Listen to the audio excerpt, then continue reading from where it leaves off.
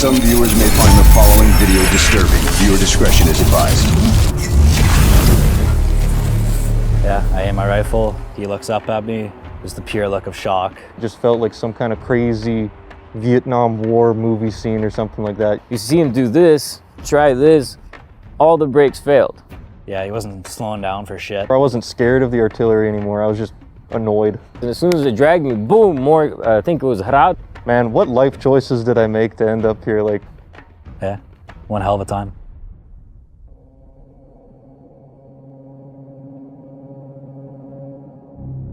For going into Avdiivka, we trained a little bit of CQB. We hit the ranges every now and then to keep our weapons zeroed and to practice that repetition of muscle memory and whatnot. so my role within my squad, I'm a machine gunner with a PKM.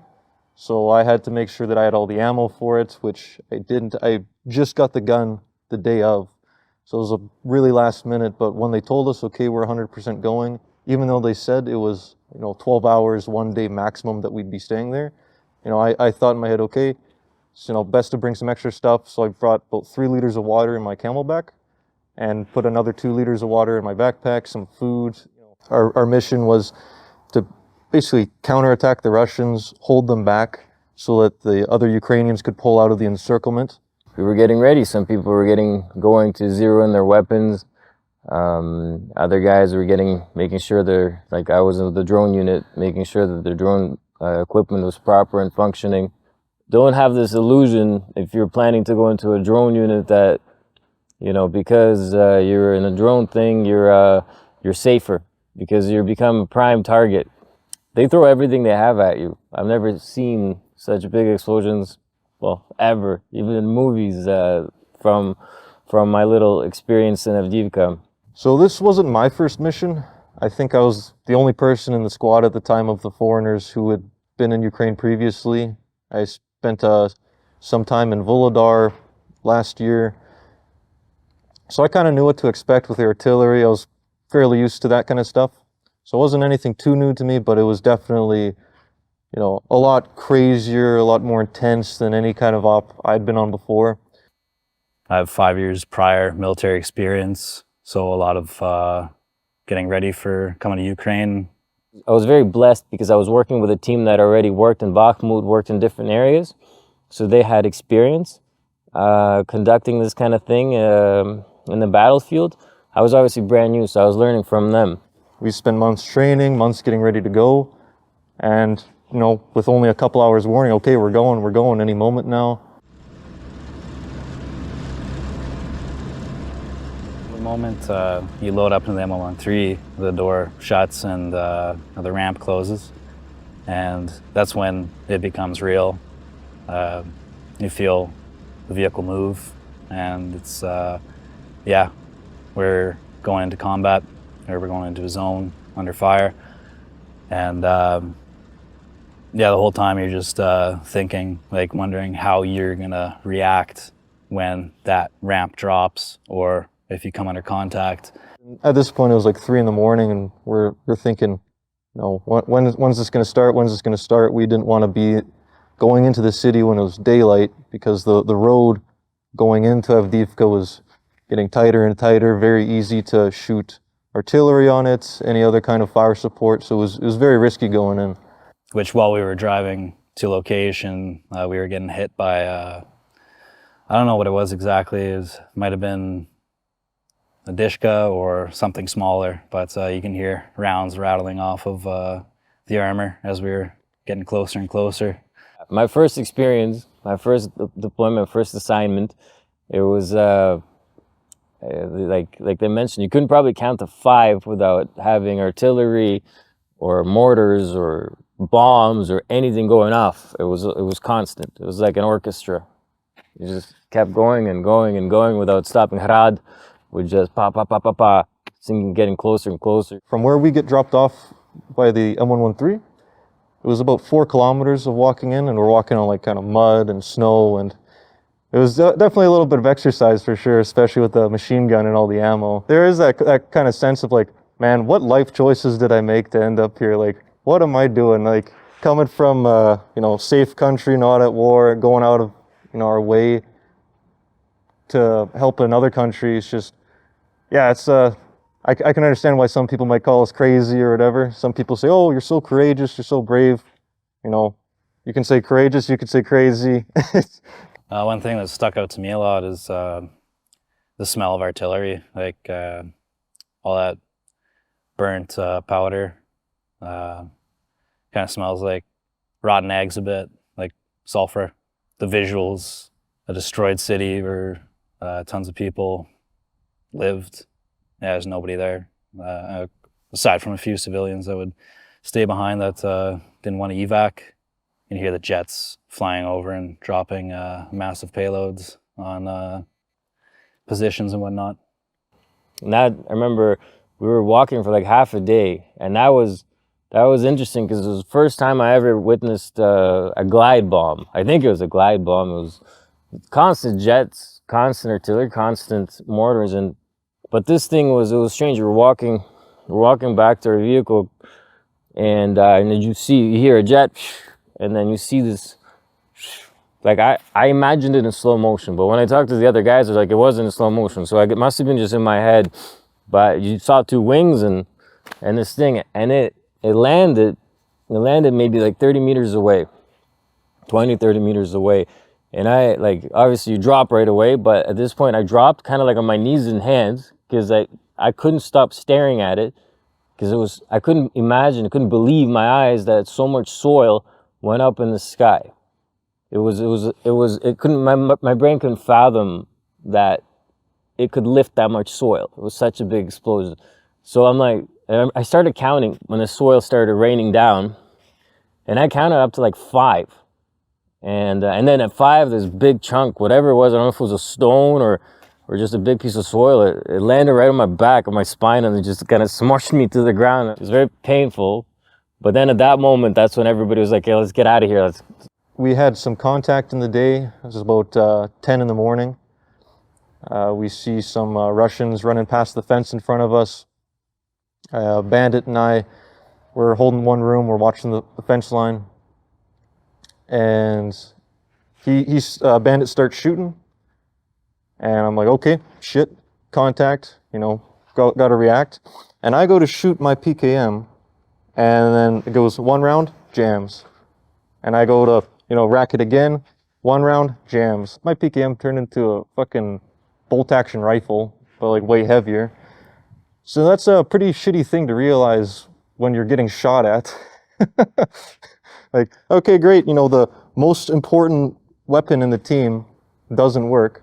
So I took one of the other guys, I swapped out with him, Bandit was shooting back, and I run into another room trying to fix my PKM problem.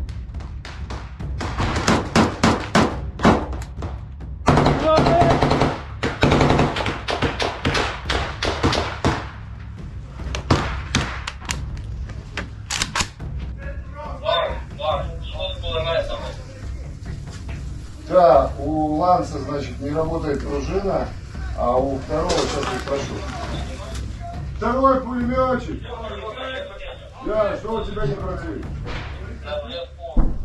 Over here! So I realized, okay, machine gun's useless. I have to do something else because, there's contact. I can't be sitting here screwing around.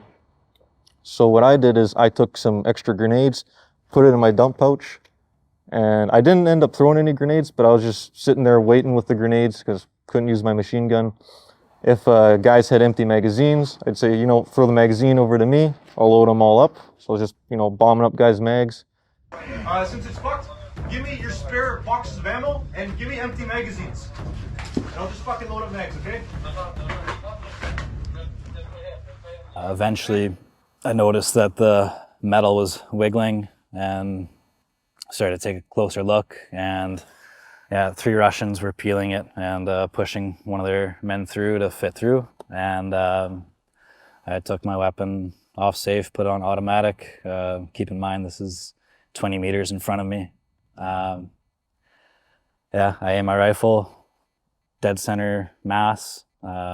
He looks up at me, and there's the pure look of shock, and he grabs the fence like this, puts his feet forward and starts pushing back, but the guys with him they weren't looking, so they were still pushing him through as he was trying to come back, and yeah, I ended up killing all 3 of them there. But yeah, on that first night, it was like bloody cold. It was only about what, -3, -5. Yeah, not too cold, but you know, being out there for hours and hours, you know, we're not getting the calories we need, kind of thing. You know, you start getting pretty cold. You get exhausted, staying awake so long. So that's kind of how it was almost every night. Some nights were colder than others. The priority was to get ammunition loaded on the M113s, and we ended up leaving our bags, and the moment we got to the M113s, we were told, yeah, we're ripping out, load up, we're going. So yeah, we had no extra gear with us, no extra change of clothes or sleeping bags or anything like that. Holding watch for 2 hours at a time at night, you know, because we'd switch off, do rotations, make sure guys got rest. And to sit there with the thermal camera, you know, just watching one area for hours and hours, it gets pretty tiring, especially after it's like, you know, day 3, day 4, day 5. It's just, yeah, just mental, physical exhaustion. There's one day, yeah, it was the second day. I had one of my buddies taking an angle, similar angle to the other PKM position in the cellar, but he was just watching over me with he's a marksman, and he had a M16. And anyhow, I guess since they couldn't crack my position, they figured they'd send one guy up, and he probably crawled a good 100 meters to my window, and my guy saw him, confirmed with us. We told him, yeah, that's a Russian. And yeah, he made it probably 15 meters to our window, and he popped him, killed him. Very lucky to have had my buddy there, because he could have easily just popped up and threw a frag in there or sprayed down the window, and that could have been the enemy, or could have been bad news, right? I traded out PKMs with another Ukrainian PKM gunner because he got some shrapnel in the arm, so he couldn't use his PKM as effectively. So we switched our weapons. So on about day 2, day 3, I got a functioning PKM. And after moving back a couple houses, he managed to fix my PKM, so it was good to go. And to me, I kind of compare it to ice fishing, you know, standing over a little hole, you know, waiting, and as soon as you blink, fish comes up for air, you're going to miss it. It's the same thing with the Russians. You know, you're sitting there, getting tired, maybe I'll have the gun down. As soon as the gun's down, the time it takes to get it into the shoulder, get a sight picture, they're already gone. Overall, we moved house to house. After day 3, we left our first position, we started pulling back a little, and we knew at this point, okay, you know, we're getting surrounded on 3 sides. We have to actually like start moving, otherwise we're going to get completely cut off, completely surrounded. That'd be, you know, no good.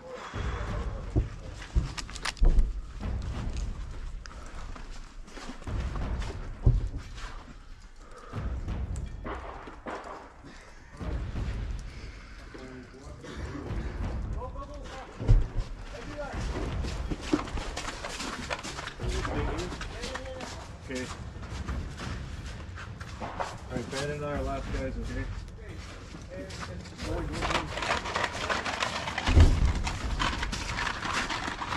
Moving.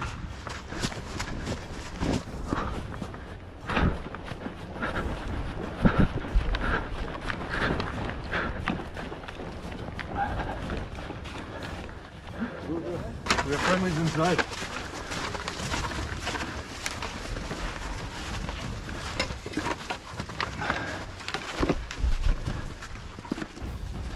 So we start slowly peeling back, you know, one house at a time. We link up with the other squads. We start pulling back, move to another position, and we move about, you know, 1 or 2 blocks down towards our guys. Stay in another house for about 2 days, you know, just getting shelled, watching out into the yards, you know, seeing, like, looking for any movement. And that's basically how it went for that whole week. Having a unique perspective of seeing things from above, it's indispensable. Like, it is, you see the benefit, and it makes you almost think like how were wars fought without this. because like I mentioned before, you're able to warn your guys as people come in. There was times where you see our guys, our markings in one house, and the next you see the enemy, right? And you see 5 guys or 4 guys. You got to the point where we're literally able to lower ourselves over our guys and look through the window of the enemy and tell them how many there are and what they're planning to do, because they're planning to flank them from the right. So you're able to warn your guys and get them prepared so they can attack, or prepare them so they can counter. They were calling in our artillery in our position. That was pretty scary, especially not having any roof or a second story, anything to catch any of the rubble that would be coming down, right? Yeah, two shells ended up hitting our building directly. Luckily, everybody was okay, but yeah, it definitely shakes you up a bit. Like, holy shit! Like, is this my time, kind of thing. The one thing I didn't mention is like, I'm Christian, so I had this feeling of protection. I was like, you know, and this is, I guess this happens whether you're Christian or not, but like, if you're first deployed, you see these explosions, you see all this going on, but you have this feeling of invincibility. It's almost like, okay, it can happen to him, but it's not going to happen to me. It's almost like this blanket over you. I don't know, I felt that. And then you know, it's like you can't get touched, but all of a sudden then you get touched. And then okay, I see this is an illusion, because I was walking to go grab the rest of the stuff, and again, normal mood, everything's great. And then there was no whistle this time. There was no whistle. It was just a bang right beside you, and it was, I remember feeling really hot on the side of my leg, and I was like, oh man, I think something burned me. And then I looked down and you just see flesh and material sticking out. And so I realized I got hit, so I dropped. And then because I guess the blood was gushing because it went right through my leg, piece of shrapnel. And that's where the training comes in. This is where the 3AB training is so necessary, and it's so good that they do this rigorous training for so long, because they make it a habit. Like, I couldn't think at that point. So I was yelling out, I'm 300, I'm hit. And I was yelling out a guy's name that wasn't even there. You know, like I was yelling out like Archie or something like that. The guy wasn't even there. It was just in my head was twisted at that point, because I guess I was in shock.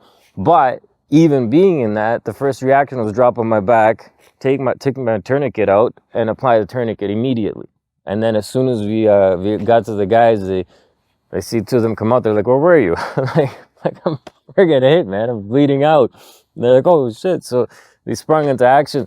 They dragged me into this place, and as soon as they dragged me, boom, I think it was Hrad or whatever at that point, but it was just showered that area. And yeah, the guy, you know, they cut my pant leg off, and they saw I had a tourniquet on, and they applied another one because it didn't stop the bleeding. And then I just hear on the radio my call sign, and he's been hit, massive bleeding, massive hemorrhaging, arteries been ruptured, and all this. And I'm like, oh shit, like I wish I didn't hear that. It's now I'm panicking. I'm like, is it bad? The guy's like, like, okay, lie to me if you have to. I kept telling him, listen, what's your name? What's your like call sign? And he's like, I'm not gonna tell you because I'm cutting off your expensive pants and all your expensive shit. I'm like, I don't care about that, man. I just want to survive. And I'm in pain. I'm clawing at like the ground.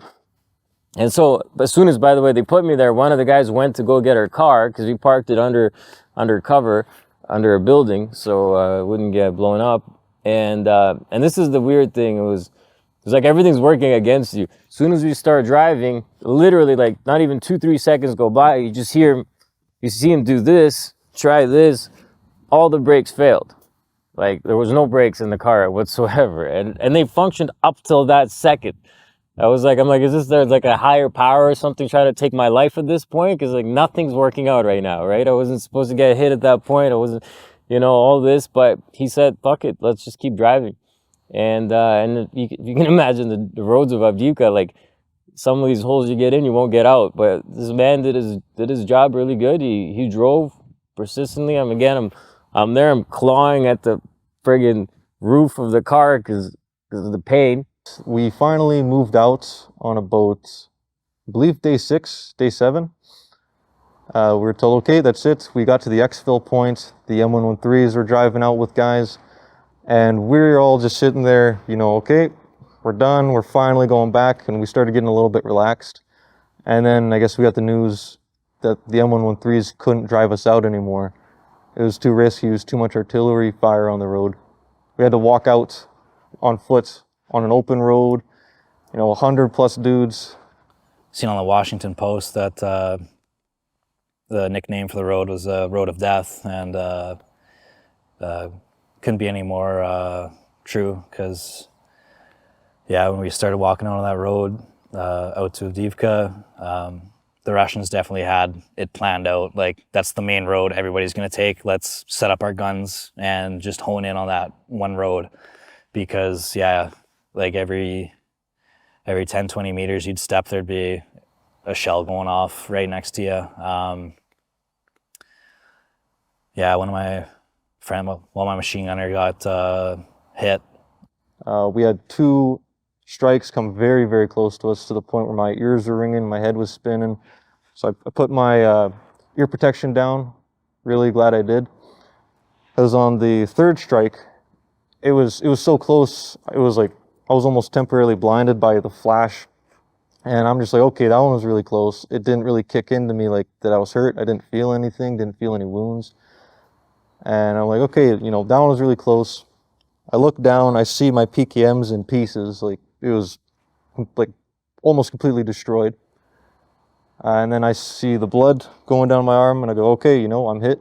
I yell, "Ya 300," run into the wood line, go to put on a tourniquet. I couldn't, because my hand was fucked up. My left arm, I guess it sliced some nerves, so I wasn't able to put a tourniquet on. So I got my squad mate, put a tourniquet on me. Pretty funny to me, thinking back on it.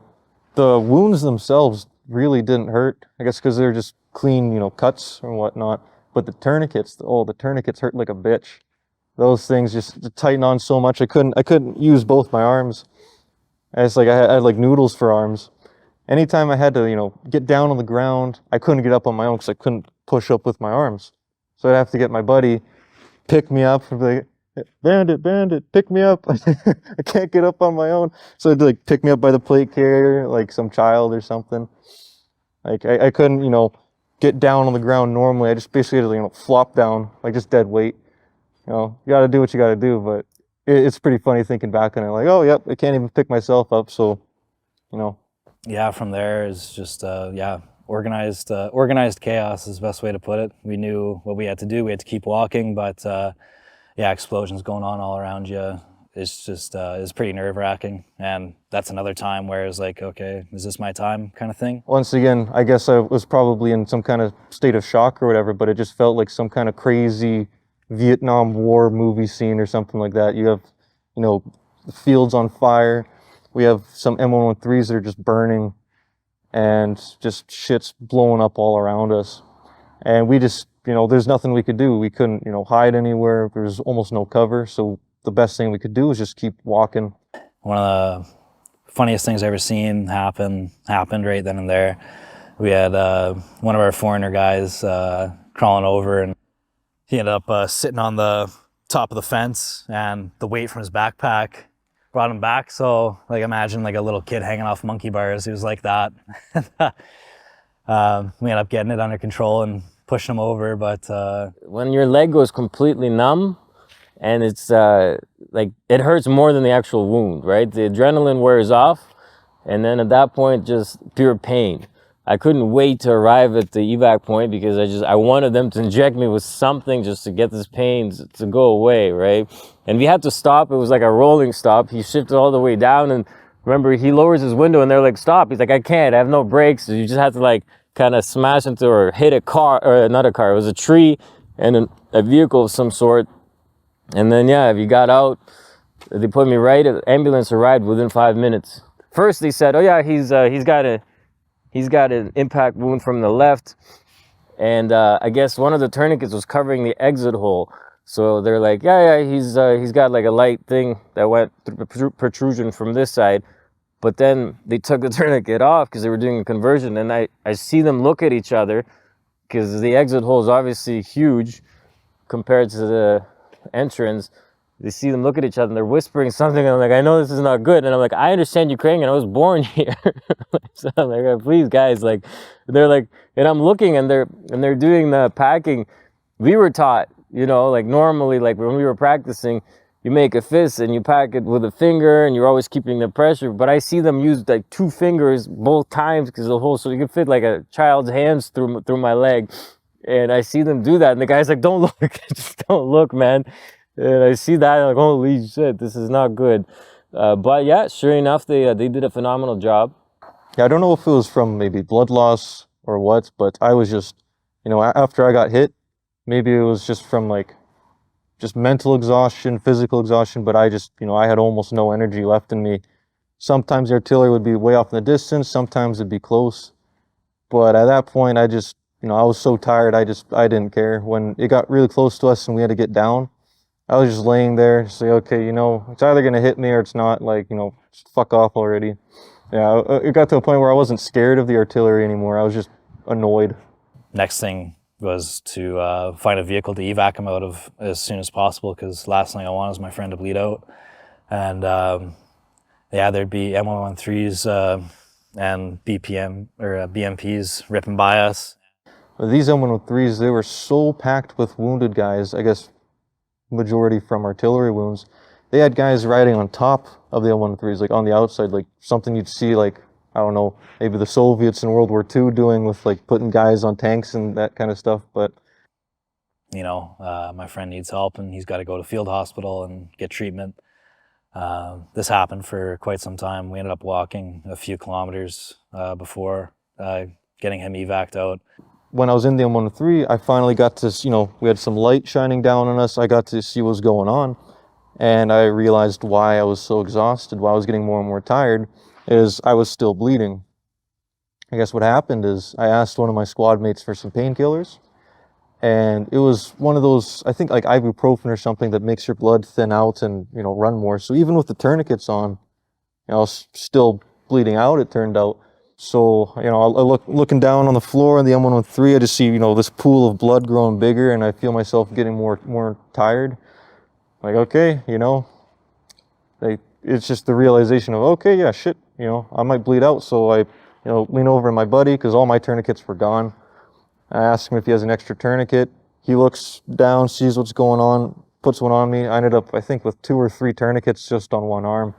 I think we ended up walking 10 to 11 kilometers and we eventually got picked up by a BMP. The back was full, so we loaded up on the top. There's already a bunch of Ukrainians loaded up on there. And yeah, it had to have been probably the coldest drive of my life because yeah, he wasn't slowing down for shit. And yeah, it was a cold night. So imagine, yeah, an hour of cold wind on your face and your wrists where your gloves and your sleeves aren't covering. Yeah, one hell of a time. Yeah, that was definitely the worst part. Every minute of having those tourniquets on was pretty painful, but, you know, it's either, you know, life over limb kind of thing.